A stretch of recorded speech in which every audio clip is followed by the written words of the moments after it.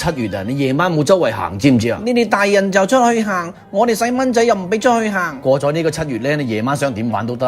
係咧衰仔啊，正話你俾我啲蘋果咧，點解咁多灰塵啊？仲有啲竹籤喺度嘅，水果拼盤咧要切到一嚿嚿噶。咁啲蘋果我喺街度執翻嚟噶嘛？咩話？你話執翻嚟嘅蘋果？咁正話你俾我送燒酒食嗰啲花生瓜子咧，同埋嗰啲龍眼糖果，又係你執翻嚟噶？嗱，你唔好同我講，我今朝食嘅饅頭都係你執翻嚟嘅喎。咁我呢幾晚出去行街咧，見到啲阿婆咧喺街度亂咁掉啲嘢咧，好嘥噶嘛，咁咪執翻嚟咯。你個衰仔啊！人哋7月14燒街衣啊，你攞人哋嘅貢品執人哋花生執瓜子，我啲俾老友記食噶，你攞翻嚟俾我食送燒酒添啊！等我仲以為你去小賣部特登買啲花生翻嚟俾我食咩？我好心你行勻9條街執啲花生翻嚟俾你送燒酒，你仲鬧我？我同你講咗幾多次啊！7月冇周街行啊，再出去執花生嘅嘛，我就勾跛你隻腳。唔怪之得呢幾日食完你攞翻嚟嗰啲嘢咧，又頭暈又身興，原來係攞人哋嘅嘢。你啊有口話人冇口話自己，你細個嗰時夠去執咯。我聽阿爺講啊，你細個嗰時好似餓鬼投胎噶，一到7月咧就去街度揾啲粽嚟食。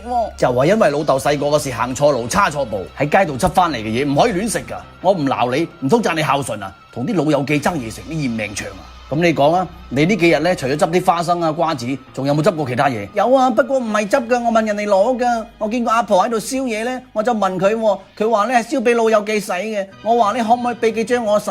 佢就俾咗幾張嗰啲紙錢我咯。跟住我諗住去小賣部用紙錢買支燒酒俾你飲嘅，點知個老細見到啲紙錢咧趕我走喎。唉，個阿婆好衰啊，佢呃我嘅，啲紙錢根本都使唔到。唉，我真係服咗你啊！你用紙錢嚟買嘢都有嘅。唉，老友記，你有怪冇怪啊？童言無忌啊！你同我聽住，從今晚開始，呢個7月未過完，你都唔可以夜晚出街。嗱，我同你媽咪，你買啲嘢就翻嚟，你記住啊，唔可以出去噶。再俾我見到你喺街度執花生，你知死。我喺屋企睇電視。咁你早啲翻嚟喎，記得啊，你冇出門口，知唔知啊？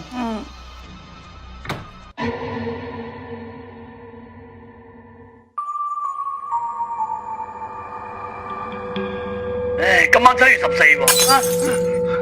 俾翻啲花生我，俾翻啲花生我。